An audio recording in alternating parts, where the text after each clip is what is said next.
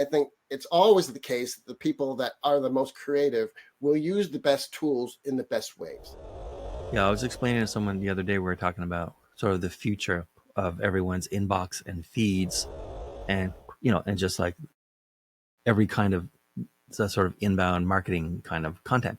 And Yeah. I said content, especially the written content, but now even like video and music and all kinds of stuff. It used to cost money and time to produce it.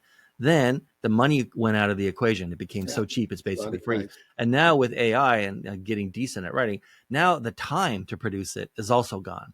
Yeah. So what you had, anytime you like drive the cost out of something and drive the time to produce it out of it, you end up with a lot of people who never would have bothered or gotten involved with it to like rush into a market and Yeah. start producing everything at an incredible rate.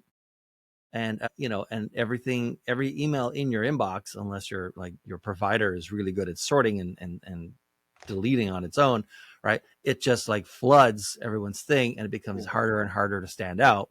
Yeah. But all that means ultimately is that the people who are really good, all right, Yeah. and we're already sort of at the top of their game in that field, are even more valuable because they're up against way more noise. Exactly. Exactly. And I say to people that all the time. It's like, AI won't take your job unless you suck.